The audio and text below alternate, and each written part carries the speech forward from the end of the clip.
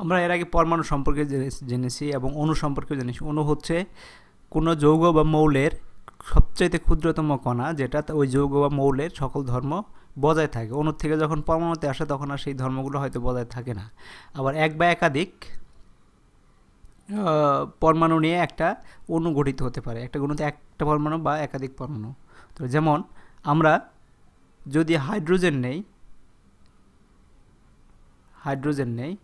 তো হাইড্রোজেনের পরমাণুগুলো যেভাবে থাকে, এখানে একটা পরমাণু, কারণ এটার পারমাণবিক সংখ্যা হচ্ছে 1।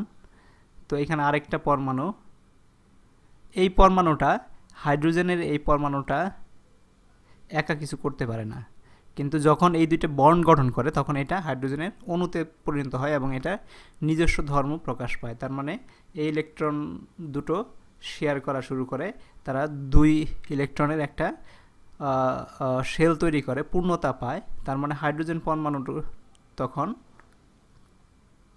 এইখানে একটা আর এইখানে একটা এইভাবে শেয়ার করে, মানে সমযোজী বন্ধন তৈরি করে একজন আরেকজনের সাথে।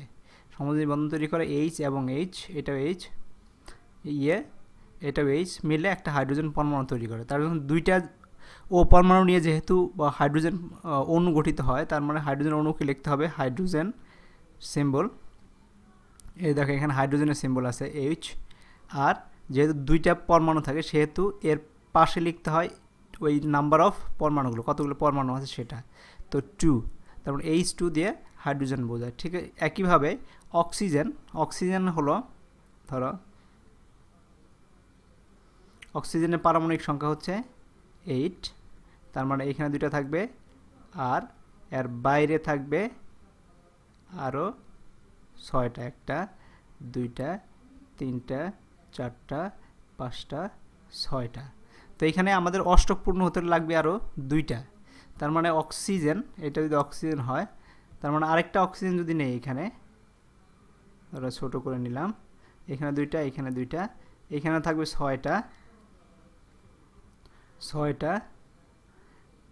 তার মানে এইখানে দুইটা ইলেকট্রন যেহেতু যোজনী, অক্সিজেনের যোজনী হচ্ছে 2, তার মানে দুইটা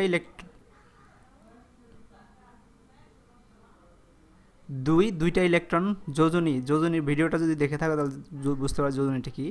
দুই যোজনী মানে দুইটা বিক্রিয়ার সময় অংশগ্রহণ করবে। এই দুইটা, এখানকার দুইটা আর এখানে দুইটা পরস্পর শেয়ার করবে, একজন আরেকজনের সাথে শেয়ার করে। এই জন্য অক্সিজেনের পারমাণবিক সিম্বল হচ্ছে O2, দুইটা। এরকম যদি অক্সিজেন 3টা নেওয়া হয় আর যদি অক্সিজেন একটা হয় কোনোর সাথে, তাহলে একটাই থাকবে। তো যেমন কার্বন ডাই অক্সাইড, কার্বন মনো অক্সাইড, তার মানে কার্বন হচ্ছে 6। তার মানে আউটার সেলে আমরা যদি লিখি, কার্বনে থাকবে এরকম 2টা 2 2 2 2 4টা 6টা। ঠিক কার্বন এখানে 4টা আছে, আর এইখানে কার্বন আর অক্সিজেনের আছে এখানে 6টা। তো এই ক্ষেত্রে যেটা হবে, এইখানের 2টা আছে, এই 2টা এই 2টার সাথে যদি যুক্ত হয়ে যায়,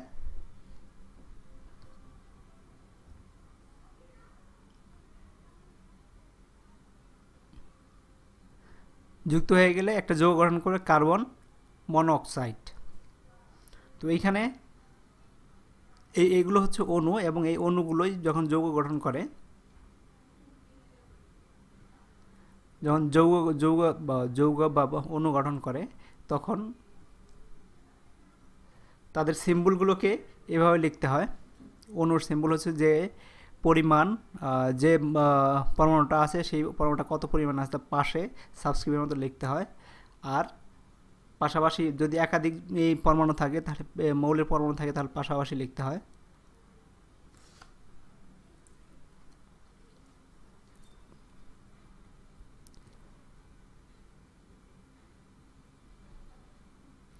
লিখে আমরা সিম্বল তৈরি করি।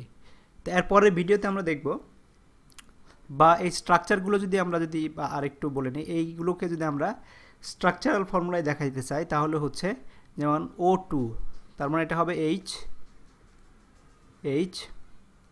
এর সাথে একটা দাগ থাকবে, তার মানে হাইড্রোজেন হাইড্রোজেনের সাথে বন্ধন সৃষ্টি করছে, একটা পরমাণু দিয়ে বন্ধন সৃষ্টি করছে H2।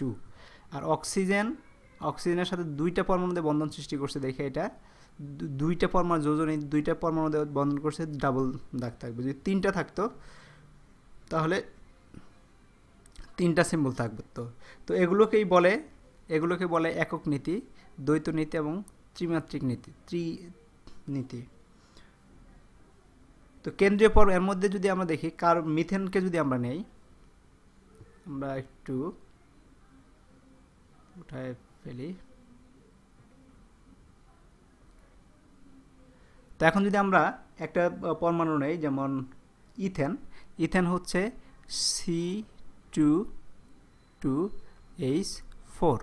তো এটাকে হচ্ছে আমরা যদি স্ট্রাকচার নিয়ে আসতে চাই, এর মধ্যে একটা হবে কেন্দ্রীয় পরমাণু, সেটা হচ্ছে যেটার যোজনী সবচেয়ে বেশি। কার্বনের যোজনী হচ্ছে 4, হাইড্রোজেন যোজনী হচ্ছে 1, তার মানে কার্বন হবে সেন্ট্রাল এইখানে।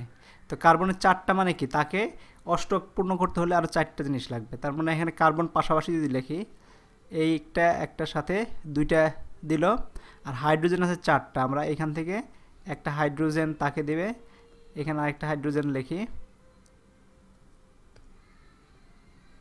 এখানে একটা হাইড্রোজেন, তার মানে এখানে কোনো অ্যারো চিহ্ন হবে না, একটা হাইড্রোজেন দিছে একটা ইলেকট্রন, এই হাইড্রোজেন দিছে একটা ইলেকট্রন, কার্বন থেকে আর দুইটা ইলেকট্রন নিছে, আর এইখান থেকে হাইড্রোজেন একটা ইলেকট্রন রেখে দিল, হাইড্রোজেন একটা ইলেকট্রন দিল, এই হাইড্রোজেন 4টা।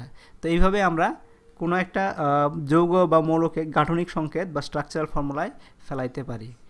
তো এটাই ছিল আমাদের আজকের এখনকার ভিডিও, যেটা অণু কেমনে গঠন করে এবং তার স্ট্রাকচারাল সংকেত কেমনে লিখতে হয় বা স্ট্রাকচারাল ফর্মুলা কেমনে লিখতে হয় সেটা আমরা দেখলাম।